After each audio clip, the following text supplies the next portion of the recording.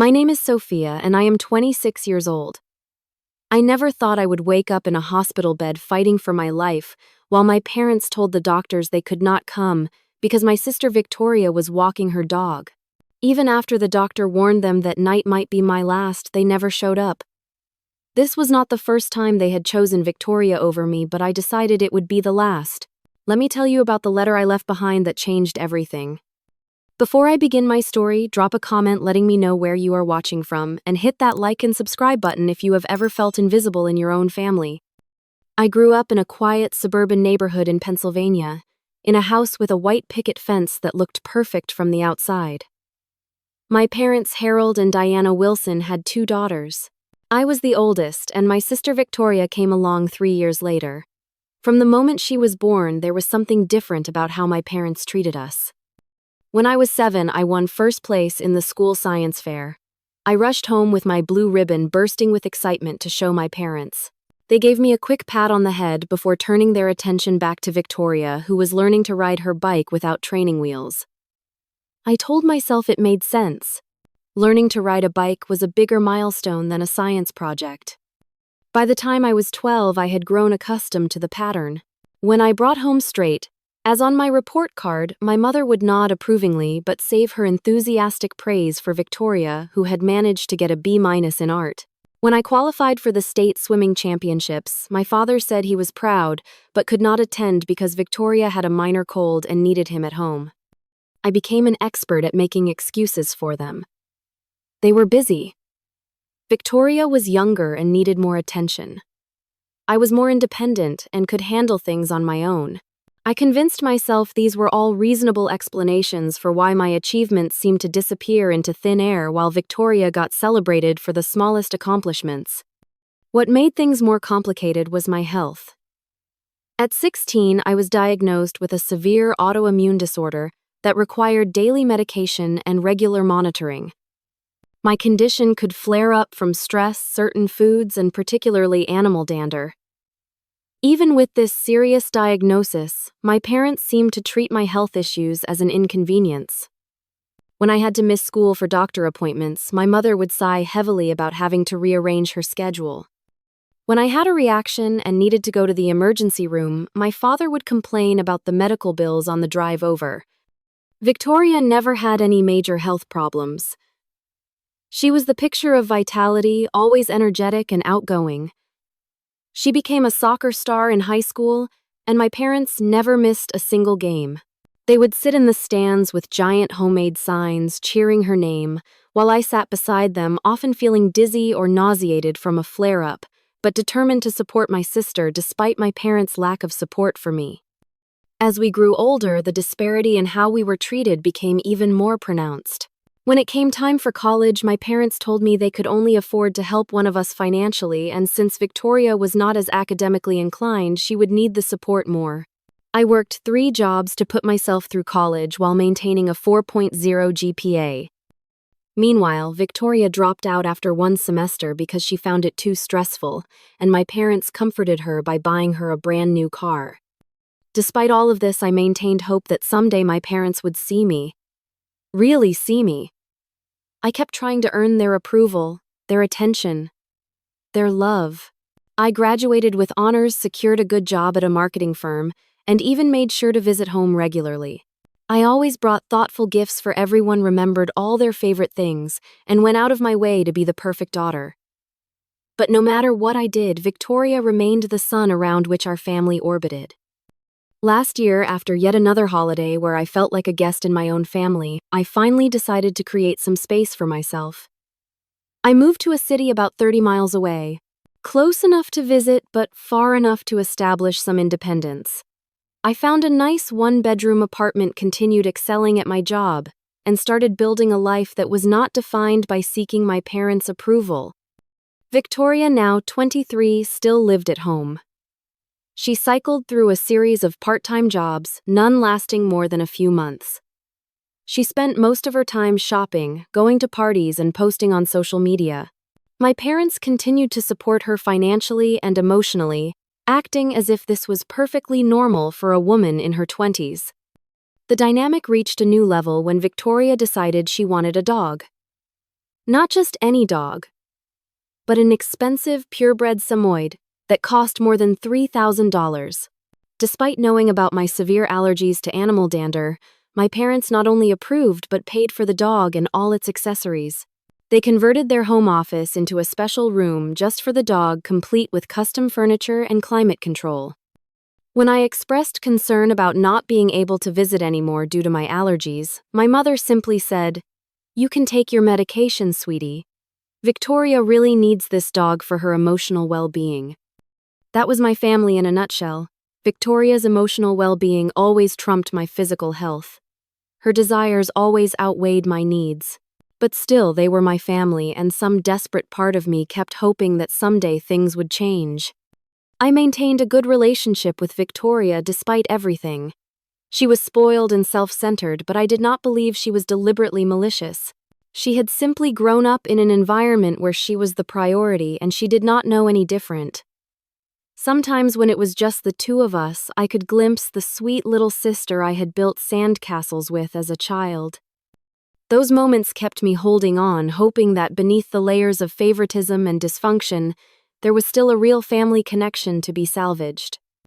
Looking back now, I can see I was setting myself up for disappointment. I was clinging to a fantasy version of my family rather than accepting the reality of who they were and how they valued me. But sometimes fantasies are easier to live with than harsh truths, especially when those truths cut straight to your core. I had spent 26 years trying to earn the love that should have been freely given. It would take a near-death experience for me to finally understand that no amount of trying would ever be enough. 3 months ago, after several weeks of minimal contact with my family, I decided to make an effort to reconnect. I called my mother and suggested I come over for dinner that weekend.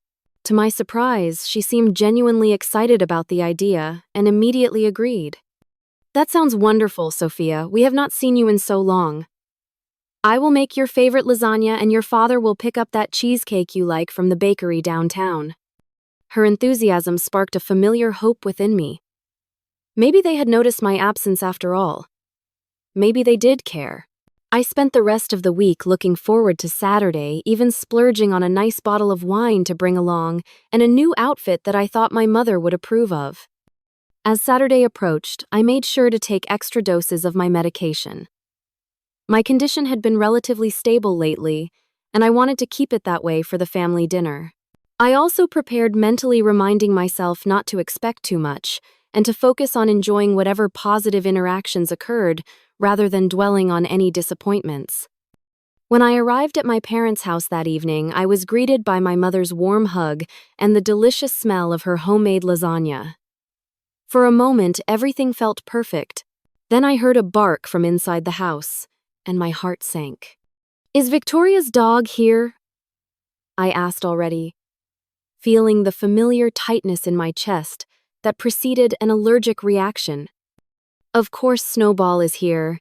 This is his home," my mother replied, as if it was the most obvious thing in the world. "Victoria brought him back from her apartment this morning. She is staying the weekend." I had not even known Victoria had moved out, which was a conversation for another time. Right now, I had a more pressing concern. "Mom, you know I am severely allergic to dogs. I cannot be in the same house as Snowball for extended periods, even with medication. We talked about this when Victoria first got him." My mother's expression hardened slightly. "Well, we cannot just put him outside. It is too cold and Victoria would be heartbroken. You will be fine for one evening, Sophia. Just take another pill if you need to." Before I could respond, my father appeared in the doorway, grinning broadly. "There is my girl. Come on in, dinner is almost ready." I hesitated, then stepped inside. What choice did I have?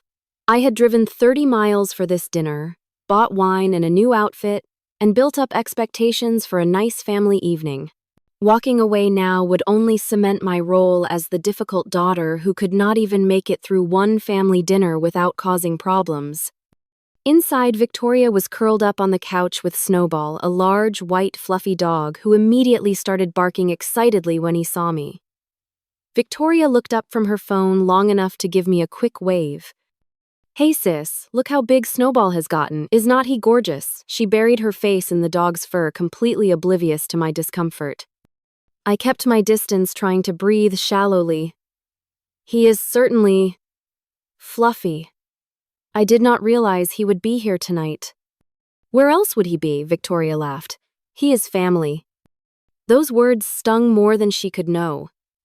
A dog she had owned for less than a year was family, while I, their daughter of 26 years, was expected to risk my health to accommodate him. I excused myself to the bathroom, where I took another dose of my allergy medication and used my inhaler. I stared at my reflection in the mirror, noting the hives already beginning to form on my neck, and gave myself a pep talk. Just get through dinner. Keep the peace. It is only a few hours. When I returned, we all sat down to eat. The lasagna was delicious, but I could barely taste it through my increasingly congested sinuses. The conversation revolved almost entirely around Victoria and Snowball. His training progress, the cute things he did, the expensive organic food they had special ordered for him, and the dog social events Victoria had been taking him to. Whenever I tried to contribute to the conversation, talking about my recent promotion or the night classes I had started taking to further my education, my parents would nod politely before quickly returning to the far more interesting topic of Snowball's preferences in chew toys. By dessert, my eyes were watering constantly, my breathing was labored, and I had broken out in hives across most of my visible skin. Victoria finally seemed to notice. "Whoa, Sophia, you look terrible. Are you having a reaction or something?" "Yes," to Snowball I wheezed. "I told Mom I am allergic when I arrived." My mother frowned. "I thought you were exaggerating. You always were a bit dramatic about your health issues." "I am not being dramatic," I said, trying to keep my voice steady despite my growing anger and discomfort. "I have a documented medical condition. My doctor has specifically warned me about prolonged exposure to animal dander." "Well, you seem fine enough to eat a full dinner and dessert," my father pointed out, as if my ability to eat somehow negated my medical distress. "I think I should go," I said, standing up from the table. "Thank you for dinner, but I am not feeling well." "Already, but we have not even had coffee yet," my mother protested. "And I wanted to show you the new curtains in the living room." "Another time," I said, gathering my purse. "I need to get home and take more medication." Victoria rolled her eyes. "You are always so serious about everything, Sophia. It is just a little allergic reaction. Pop a Benadryl and chill out." I did not bother responding to that. I thanked my parents again for dinner, declined their half-hearted offers to have me stay longer, and made my way to my car. As I drove home, I could feel my chest getting tighter, my breathing more labored. I stopped at a pharmacy on the way and bought additional antihistamines, taking them immediately in the parking lot.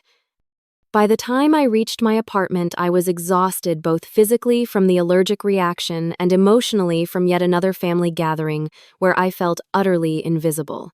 I used my nebulizer, took a cool shower to soothe my hives, and collapsed into bed. As I drifted off to sleep, I told myself what I always did after these encounters. They did not mean to hurt me. They just did not understand. Victoria was their baby. I was stronger, more independent. I did not need their attention the way she did. But a small voice inside me whispered a different truth. They understood perfectly well. They just did not care enough to change. And no amount of strength or independence could fill the void left by parents who consistently chose someone else over you. I pushed that voice away and fell into a troubled sleep, unaware that this relatively minor incident was just the beginning of a health crisis that would ultimately force me to confront the painful reality of my family dynamic once and for all. 3 days after the disastrous family dinner, I woke up feeling like someone had parked a truck on my chest. My skin was burning with hives, and when I tried to stand, the room spun violently around me. I grabbed my phone from the nightstand and called my doctor's office, leaving a message about my symptoms and explaining about the dog exposure. This was not my first severe reaction, but it was definitely among the worst. Usually the effects of allergen exposure would peak and then begin to subside after 24 to 48 hours. The fact that I was getting worse on day 3 was concerning. I forced myself to shower and dress for work, though every movement was painful.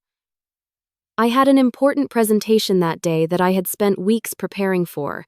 Missing it was not an option in my mind. I had spent my entire life pushing through illness to meet expectations, and today would be no different. As I drove to work, memories of previous health crises flooded my mind. When I was 17 and had my first major autoimmune flare, I had been hospitalized for 3 days.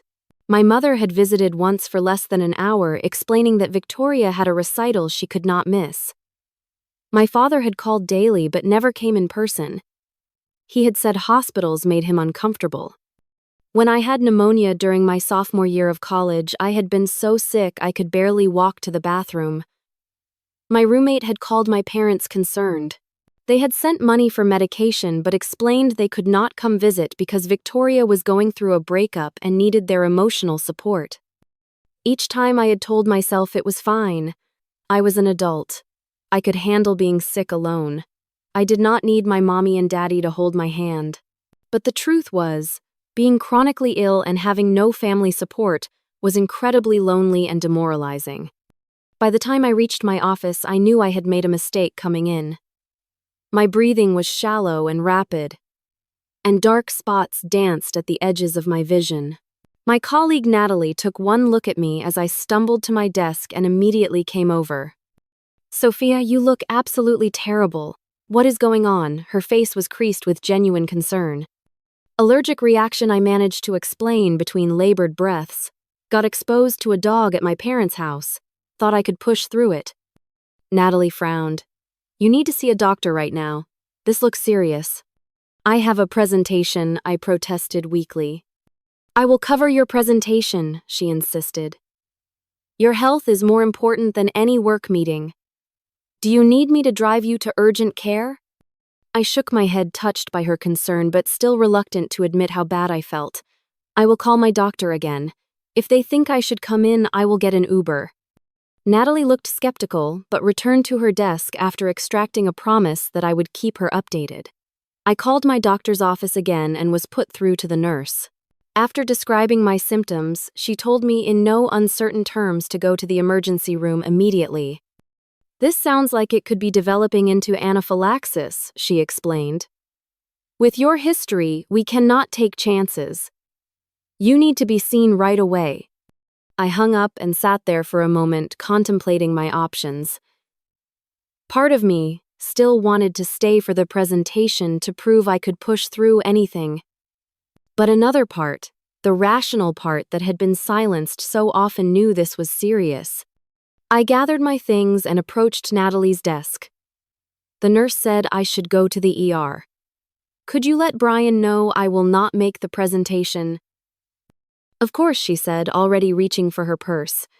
"I am driving you. You should not be alone right now." I tried to protest, but she was insistent, and honestly, I was relieved. As my condition had deteriorated throughout the morning, a growing sense of fear had been building inside me. Something was very wrong, and the thought of facing it alone was terrifying. As Natalie drove me to the hospital, I decided to call my parents. Despite everything, they were my family, and a small part of me still hoped that in a true emergency they would be there for me. The call went to voicemail. I left a brief message explaining that I was having a severe reaction and heading to the hospital. I tried to keep my voice steady, not wanting to sound dramatic, but also hoping they would understand the seriousness of the situation.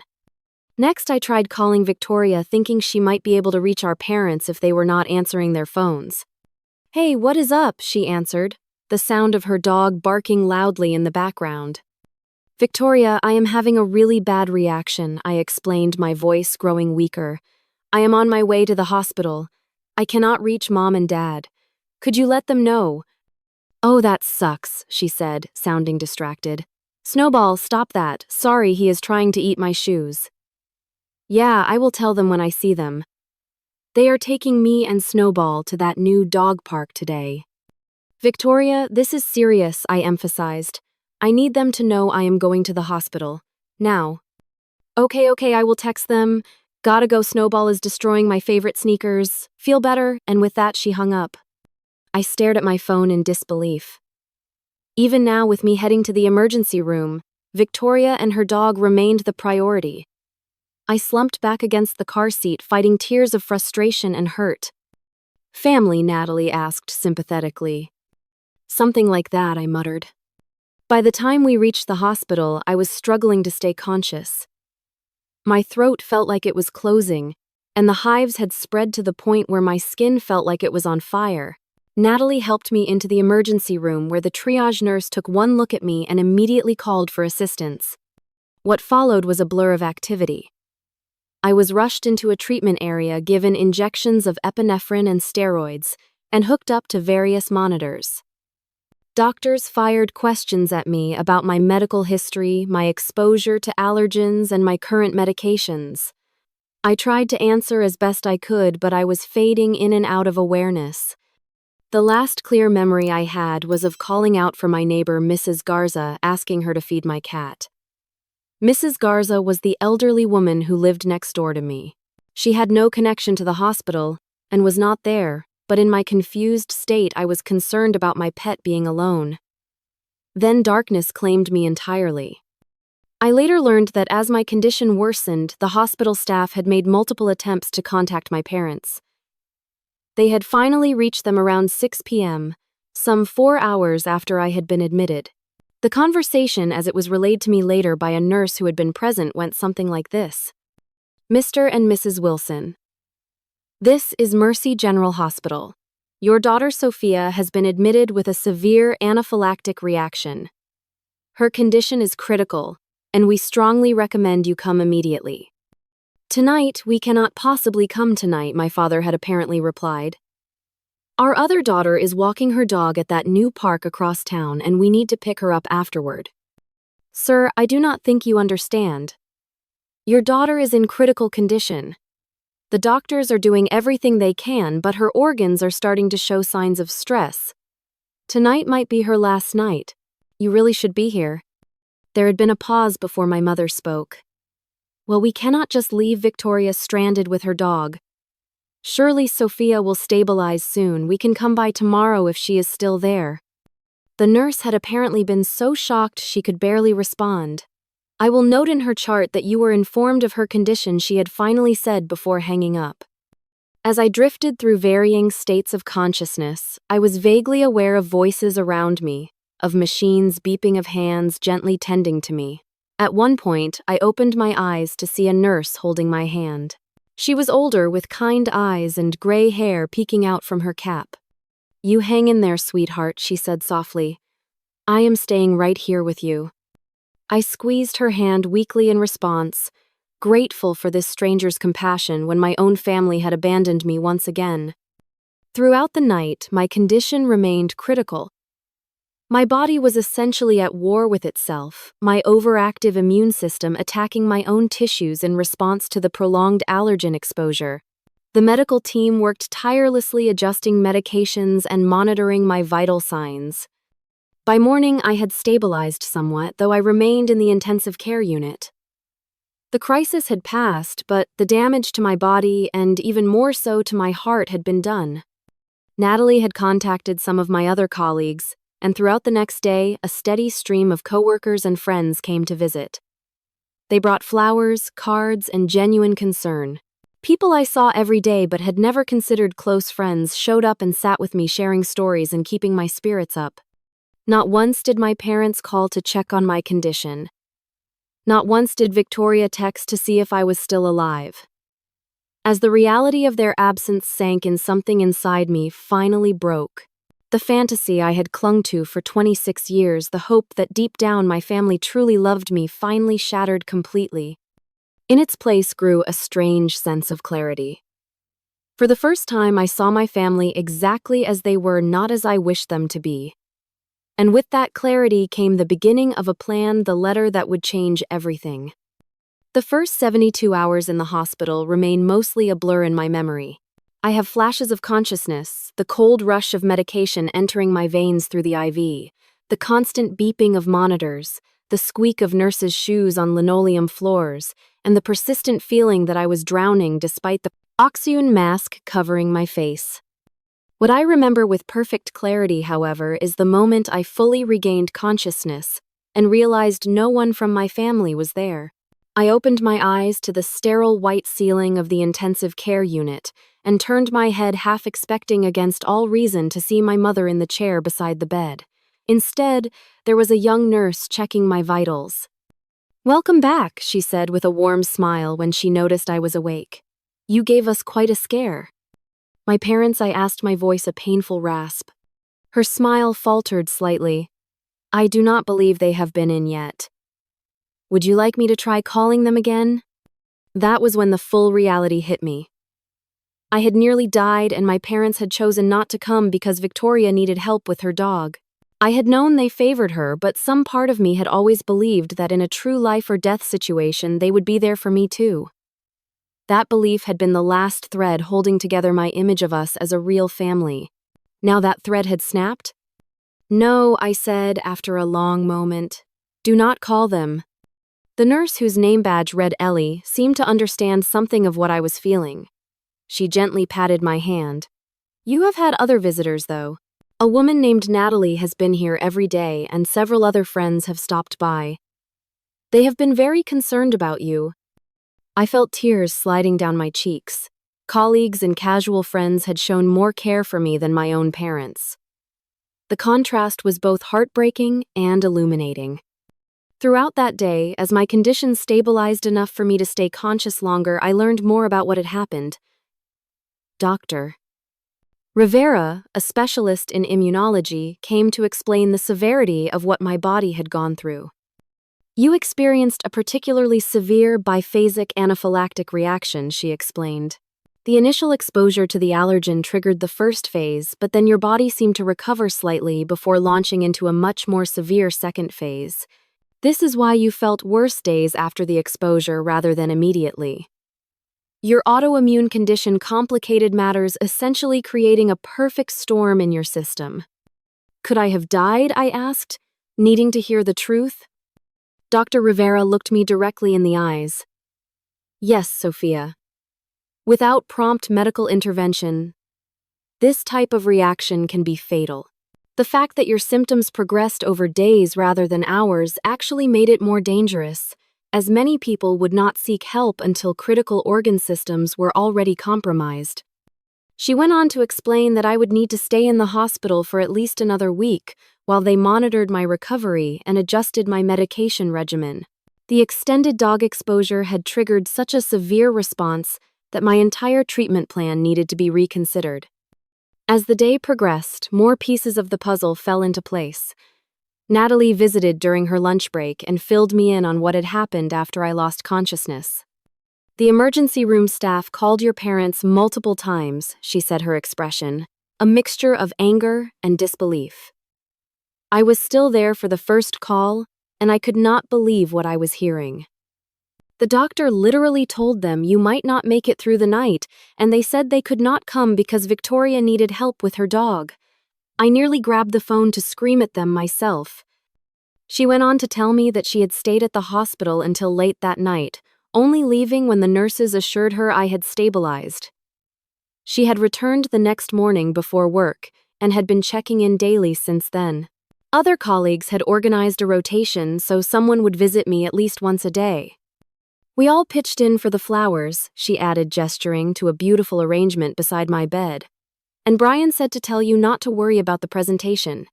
He rescheduled it for when you are back." I was overwhelmed by their kindness. These people, who had no obligation to me beyond professional courtesy, had stepped up to support me in ways my family never had. As evening approached, Ellie came back to check on me. She had a strange expression on her face. "Your parents called the nurses' station," she said hesitantly.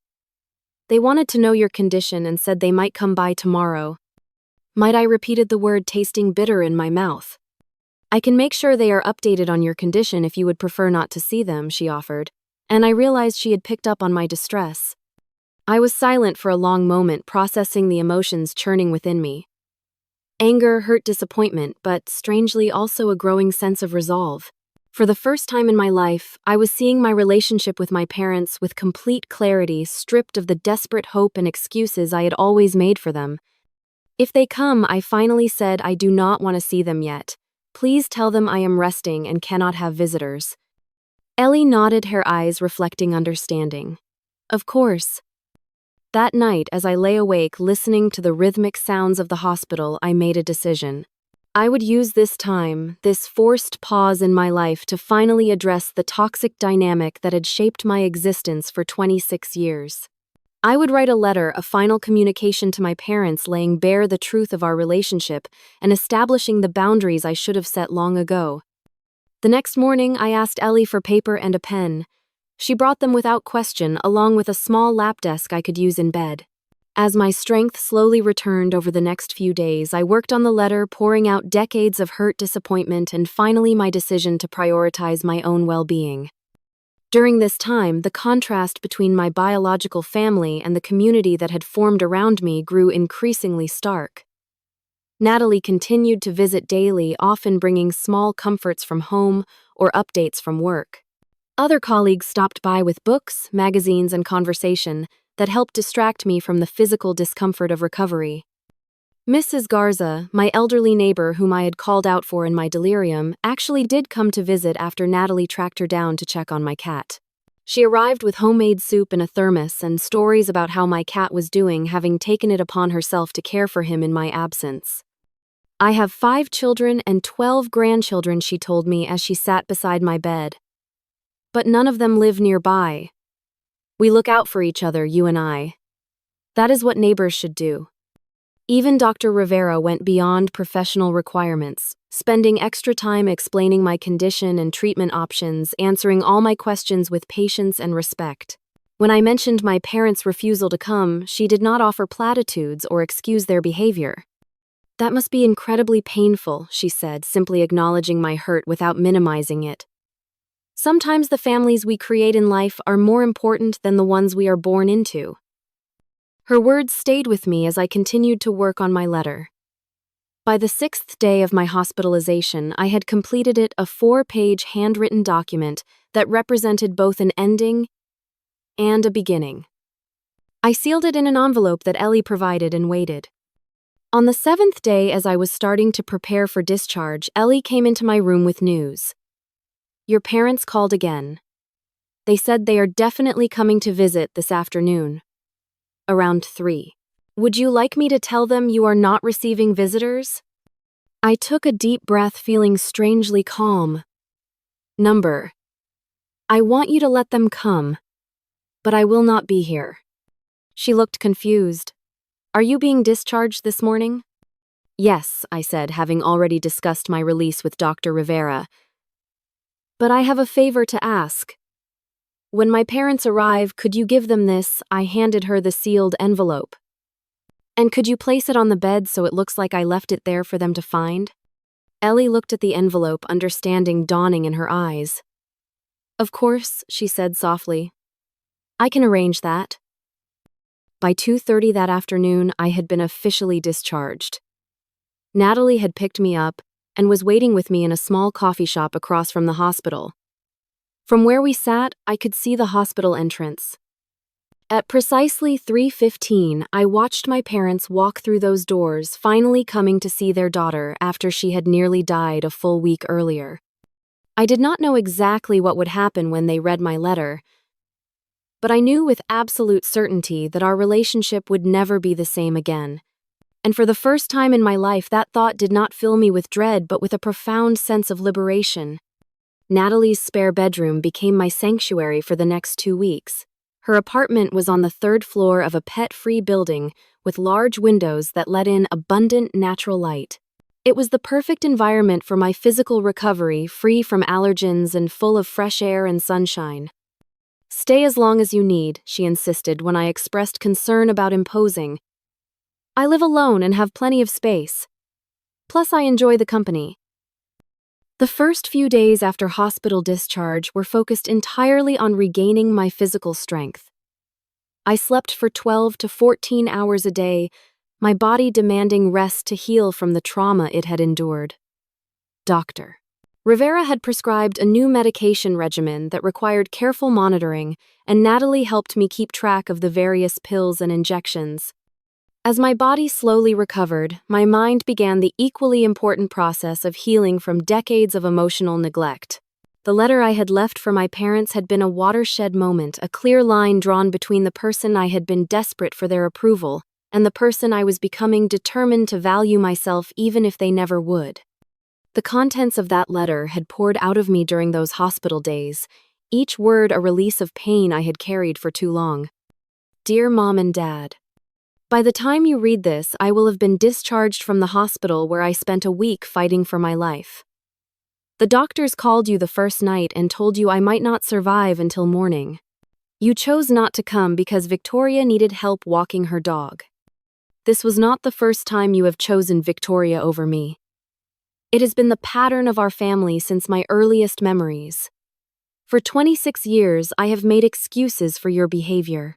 I have told myself that Victoria needed you more, that I was stronger and more independent, that someday you would see me and value me equally. I nearly died waiting for that day to come. I do not write this letter out of anger, though I have every right to be angry. I write it from a place of clarity and self-preservation. I can no longer participate in a family dynamic that consistently places my needs, my accomplishments, and even my life below those of my sister and now her dog. From this point forward, I am stepping back from our relationship.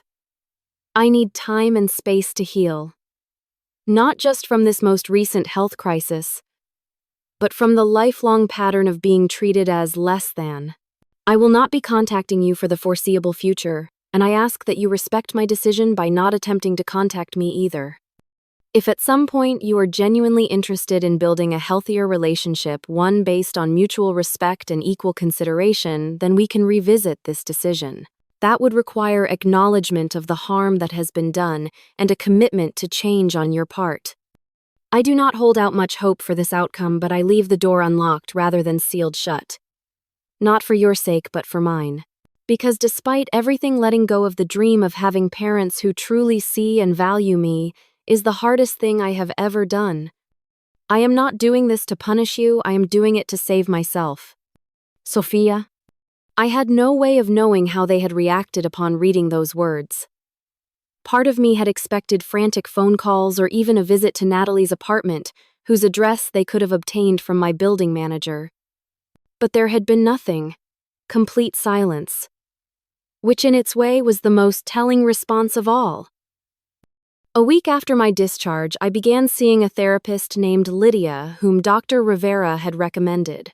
Our first session was primarily focused on the immediate trauma of my health crisis and family abandonment. But as the weeks progressed, we began to dig deeper into the patterns that had shaped my life.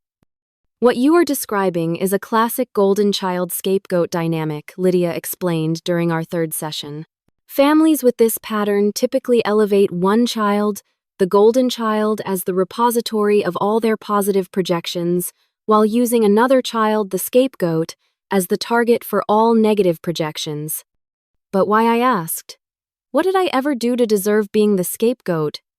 Nothing, Lydia said firmly. This has nothing to do with anything you did or did not do.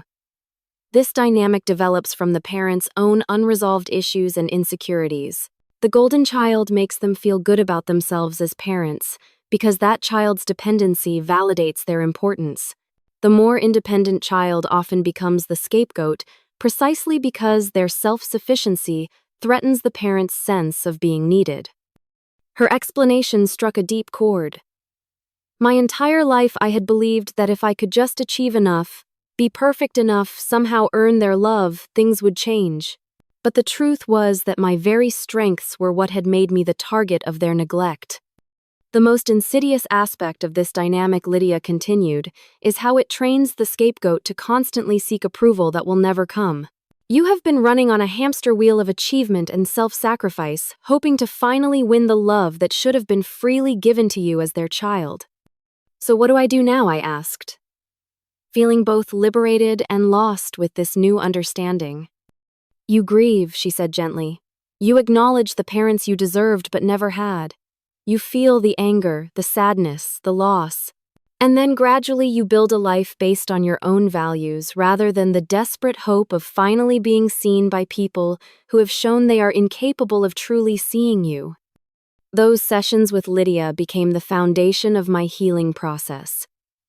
For the first time, I allowed myself to feel the full range of emotions about my family without immediately dismissing them or making excuses. I cried for the little girl who had brought home achievement after achievement only to be ignored.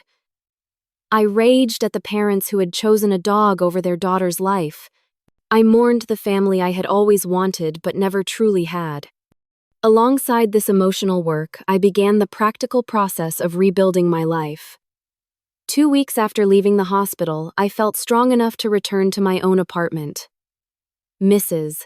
Garza welcomed me home with another container of homemade soup and updates about my cat who had apparently decided that her apartment was an acceptable second residence.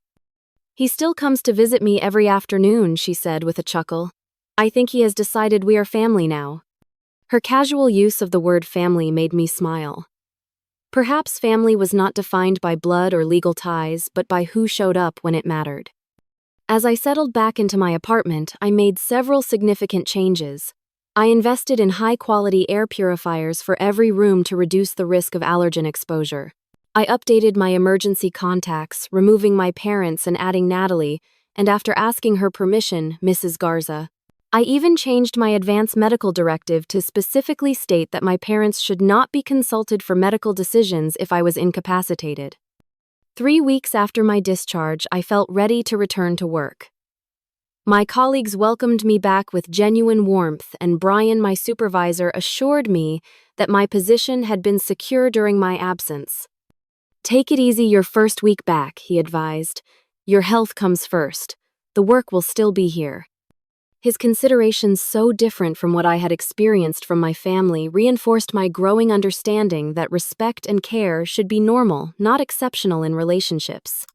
Throughout this time, I maintained my silence with my parents. Victoria had texted once a casual, "Hey, how are you feeling?" as if I had had a minor cold rather than a life-threatening medical emergency. I had responded with a brief, recovering thanks but did not elaborate or invite further conversation. My parents had finally called 4 days after reading my letter. I had let the call go to voicemail. My mother's message was short and strained. "Sophia, this is your mother. We got your letter. I think you are being very dramatic about this whole situation. Your father and I have always done our best for both you and Victoria. Call us when you are feeling more rational." Her words, so dismissive of my near-death experience and the legitimate pain I had expressed, only confirmed that I had made the right decision in stepping back. There was no acknowledgement of their failure to come to the hospital, no recognition of the pattern I had described, not even a simple, "I am sorry you felt that way."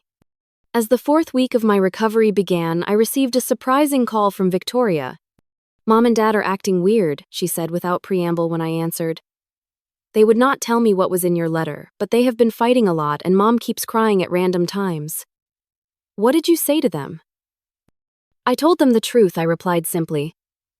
"About how they have treated me compared to you for our entire lives. About how they chose not to come to the hospital when doctors said I might die because you needed help with your dog." There was a long silence on the other end of the line. When Victoria finally spoke, her voice was subdued. "I did not know it was that serious. They just said you were having an allergic reaction and would be fine." "Would you have done anything differently if you had known?" I asked, genuinely curious rather than accusatory. Another pause. "I do not know," she admitted. "I guess I have never had to think about it before. Things have always revolved around what I want." Her honesty was surprising and in its way refreshing. "That is not your fault," I said. "That is how they raised you. But I cannot be part of that dynamic anymore. It nearly killed me, literally." "Are you saying you do not want to be my sister anymore?" There was a hint of the little girl I had once built sandcastles with in her voice. "No," I said softly. "I am saying I need to rebuild my relationship with myself first." I have spent my whole life trying to earn love from our parents by being perfect, achieving everything, never complaining. It has left me hollow inside. I need to learn who I am when I am not desperately seeking approval. I did not know you felt that way, Victoria said. You always seemed so together, so strong. That was the mask I wore, I explained, but underneath I was drowning. Our conversation ended shortly after with no real resolution but perhaps a small crack in the facade of our family dynamic. I did not know if Victoria would reflect on what I had said or immediately dismiss it. I did not know if she would report back to our parents or keep our conversation private. For once, I decided not to worry about any of that. Their reactions were their own responsibility, not mine. As I prepared for bed that night, I stood before my bathroom mirror and really looked at myself. The physical toll of my health crisis was still visible in my too thin face and the lingering shadows under my eyes. But there was something else there too, a steadiness in my gaze that had not been there before. The desperate need for approval that had driven me for so long was beginning to fade, replaced by something quieter but far more powerful self-acceptance. The journey ahead would not be easy. Decades of unhealthy patterns could not be undone in a few weeks. But for the first time, I was facing that journey not as the family scapegoat seeking redemption, but simply as Sophia, a woman worthy of respect, consideration, and love exactly as she was. The day my parents finally came to the hospital, only to find my empty bed and letter, was a pivotal moment in all our lives, though I was not physically present to witness it. What I know about their reaction comes from Ellie the nurse, who had become something of an ally during my stay. She called me the day after my discharge, having gotten my number with my permission before I left. "I hope you do not mind me reaching out," she said. "I just thought you might want to know what happened when your parents arrived." I did want to know, though part of me feared the answer. "Please tell me." "They came right at 3 like they said they would," Ellie recounted. "I directed them to your room and told them you had been discharged earlier that day. Your father seemed annoyed, asking why no one had called to tell them. Your mother went straight to the bed and saw your letter." According to Ellie, my mother had picked up the envelope with my name written on the front in my distinctive handwriting. She had called my father over and they had opened it together, standing side by side at the foot of the empty hospital bed. "I gave them privacy," Ellie continued, "but I could see them through the window in the door. I have never seen someone's expression change so dramatically. Your father's face turned red, then almost purple. Your mother went completely white, like all the blood drained from her face at once. She sat down on the bed about halfway through reading, like her legs could not hold her anymore. When they had finished reading, my father had crumpled the letter in his fist, then immediately smoothed it out again as if regretting the impulse. My mother had simply sat there, staring at nothing. They stayed in that room for almost 45 minutes, Ellie said. Not talking much, just sitting there. When they finally left, your mother was crying, and your father looked like he had aged 10 years in an hour. I listened to this account with a strange detachment, as if hearing about strangers rather than my own parents. Their reaction suggested my words had hit home in a way I had not expected. Perhaps for the first time they were seeing our family dynamic through unclouded eyes. "Thank you for telling me," I said to Ellie, "and thank you for everything you did for me during my stay." "You are welcome," she replied warmly. "Take care of yourself, Sophia. You deserve it." Those words, "you deserve it," echoed in my mind long after we hung up. Did I deserve care and consideration? The rational part of me knew the answer was yes, but decades of being treated as less than had left deep grooves of doubt in my psyche. In the days following my conversation with Ellie, I braced myself for an onslaught of calls, texts, or even a visit from my parents. I had arranged to stay with Natalie temporarily, both to recover and to give myself space from potential confrontations. But the expected barrage never came. Instead, there was only silence, broken by the single text from Victoria that I mentioned earlier. The silence continued until 6 days after reading my letter, my parents finally called. I let the call go to voicemail, not yet ready to engage directly. My mother's message, dismissing my experience as dramatic and suggesting I was being irrational, confirmed that they were not yet capable of the honest reflection our relationship would require to heal. 2 days after that call, I received a lengthy email from my father. Unlike my mother's dismissive voicemail, his message showed at least some attempt at introspection. Sophia, your letter has forced your mother and me to confront some uncomfortable truths about our family. While I do not agree with everything you wrote, I cannot deny that we have not always been as attentive to your needs as we should have been. The night the hospital called, we genuinely did not understand the severity of the situation. We have become so accustomed to you handling everything on your own that we assumed this would be no different. That was our mistake, and I am sorry for it. However, I believe you are being unfair in your characterization of our entire relationship. We have always been proud of your achievements and independence. Perhaps we did not show it in the ways you needed, but that does not mean the feeling was not there. I hope you will reconsider your decision to cut us off. Victoria misses you. And despite what you may believe, so do we. Dad. His words reflected the beginning of awareness, but stopped far short of true understanding. The line about being proud of my achievements without acknowledging that they had never bothered to attend my graduations, presentations, or other milestone events spoke volumes. His assertion that they did not understand the severity of a situation where doctors explicitly said I might not survive the night revealed how deeply ingrained their dismissal of my needs truly was. I did not respond to the email. Instead, I forwarded it to Lydia, my therapist, and we discussed it in our next session. This is actually quite typical, she observed. There is acknowledgement of the specific incident that triggered the confrontation, but resistance to seeing the larger pattern.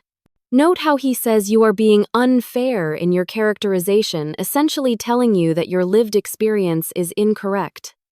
Should I respond? I asked. That depends entirely on what you want from this interaction, she replied. If you are hoping for full acknowledgement and change, this email suggests they are not there yet.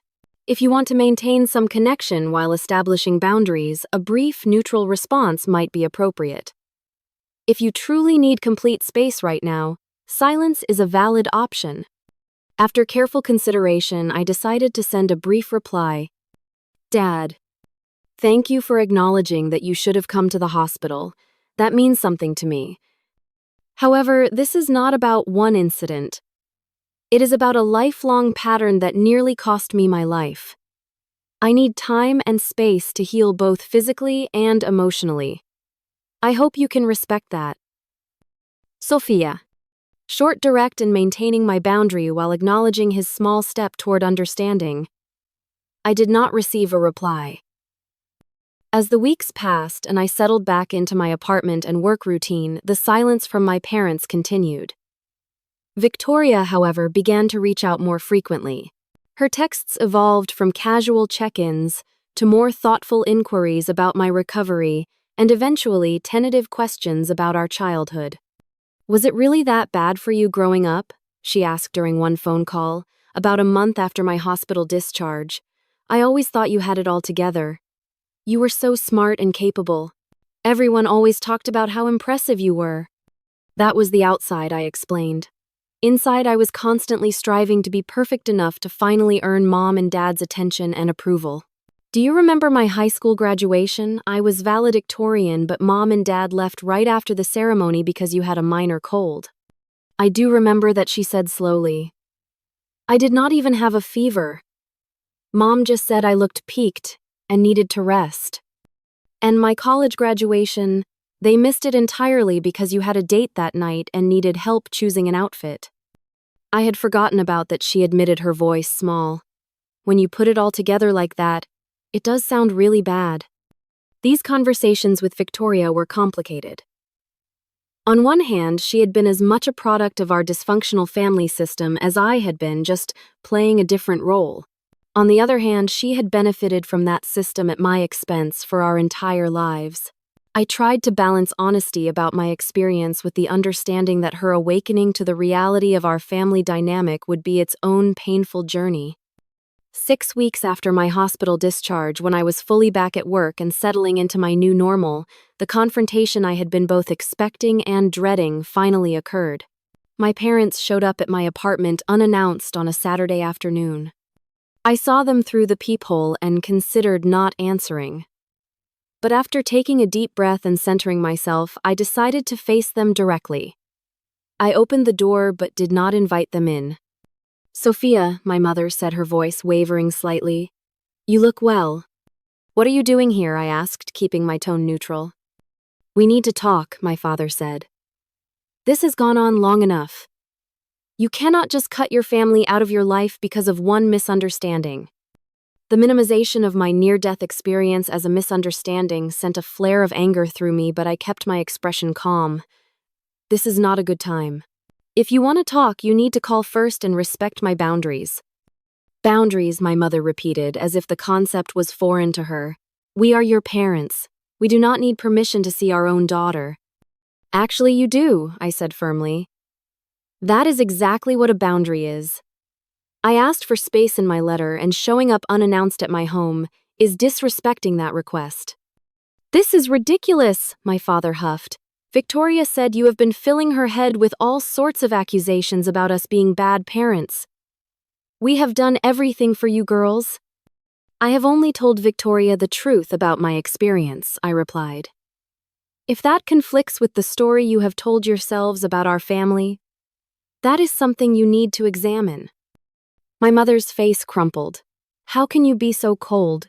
Do you know how much you have hurt us with all this?" The familiar guilt began to rise in me, the lifetime habit of taking responsibility for their feelings, but I pushed it back down. "I nearly died, Mom. Alone in a hospital because you and Dad chose Victoria's dog over coming to be with me. I am not responsible for your feelings about that reality." They continued to push, using every tactic that had worked in the past.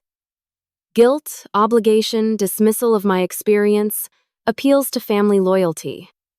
But something had fundamentally changed in me. The desperate need for their approval that had driven me for so long had been replaced by a clear-eyed understanding of my own worth and the treatment I deserved. After 15 minutes of circular conversation that was getting nowhere, I finally said, "I am going to close the door now. Please do not come back unannounced. If you want to talk, call or email first, and respect my answer if I say I am not ready." "This is not over," my father said as I began to close the door. "You are right," I agreed. "This is just the beginning of me valuing myself enough to set healthy boundaries. Goodbye." I closed the door, then leaned against it, my heart racing but my resolve firm. For the first time in my life, I had stood my ground with my parents without being consumed by guilt or the desperate hope of finally earning their approval. It was terrifying and liberating all at once. That evening, I received a text from Victoria. "Mom and Dad came home really upset. Dad keeps saying you have changed. Mom is crying in their bedroom. What happened?" I replied simply, "I stood up for myself. It is new for all of us." Her response came after a long delay. "I think I need to learn how to do that too." Those words, so unexpected, gave me the first real hope that something positive might emerge from this painful upheaval. Not a fantasy reconciliation where my parents suddenly became the loving, supportive people I had always longed for, but perhaps a healthier relationship with my sister and new patterns for both of us going forward. The letter I had left on that hospital bed had indeed changed everything. Not by magically transforming my parents, but by finally giving me permission to transform myself from a perpetual people-pleaser, desperate for approval, into a woman who knew her own worth and was no longer willing to accept crumbs of affection where a feast of love should have been. 6 months have passed since that day I left the letter on my empty hospital bed. 6 months of healing growth and profound change. I sit here in my new apartment in a different city, 40 miles from where my parents still live, reflecting on how much has shifted both around me and within me. The physical reminders of my near-death experience have faded. The last of the hives disappeared weeks ago, and my breathing has returned to normal. My new medical regimen, carefully designed by Dr. Rivera, has kept my autoimmune condition stable. I still have to be vigilant about potential allergen exposure, but the constant anxiety that once accompanied that vigilance has subsided. Moving to a new city was a decision I made 2 months after my hospital stay.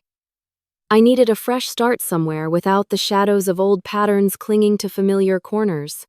My company was supportive, allowing me to transfer to a different branch office. The apartment I found is on the top floor of a newly constructed building with state-of-the-art air filtration systems, perfect for someone with my health concerns. What has been most remarkable about this time is discovering how many people were ready to step up and become my support system when I finally created space for them in my life. Natalie visits every other weekend, and we have developed a friendship that goes far beyond our original work connection. Mrs. Garza and I speak weekly by phone, exchanging recipes and stories. She reminds me of the grandmother I never had. I have made new friends in my new city, joining a book club and a hiking group for people with chronic health conditions. These relationships are different from any I had before. Without the desperate need to please that had colored all my previous interactions, I have found myself capable of authentic connections based on mutual respect and genuine care. My relationship with my family has evolved in ways both expected and surprising. My parents and I maintain minimal contact. They call once a month, and I answer when I feel emotionally equipped to handle the conversation. These calls are brief and somewhat superficial, but they no longer leave me feeling drained and inadequate. I have accepted that they may never be capable of the deep, nurturing relationship I once craved, and strangely, that acceptance has freed me from the constant disappointment of unmet expectations. Victoria, however, has undergone a transformation I never anticipated. 2 months after my hospital stay, she moved out of our parents' house and into her own apartment. She even rehomed Snowball with a family friend who had a large yard and children who adored him.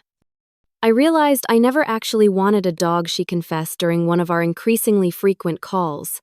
I just wanted Mom and Dad's attention, and they always gave me whatever I asked for. It was not fair to Snowball or to you. That level of self-awareness from my previously self-absorbed sister shocked me.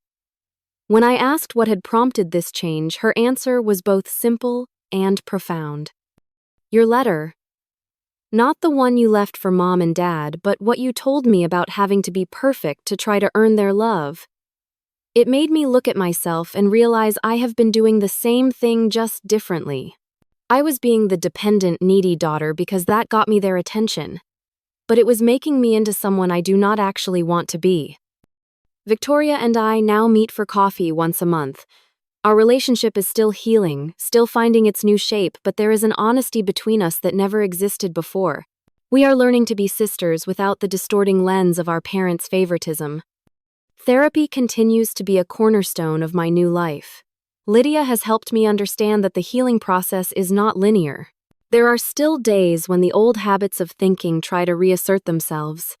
Days when I catch myself overachieving to prove my worth, or minimizing my needs to avoid being difficult.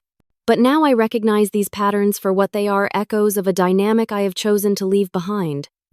One of the most powerful lessons I have learned is about the nature of family itself.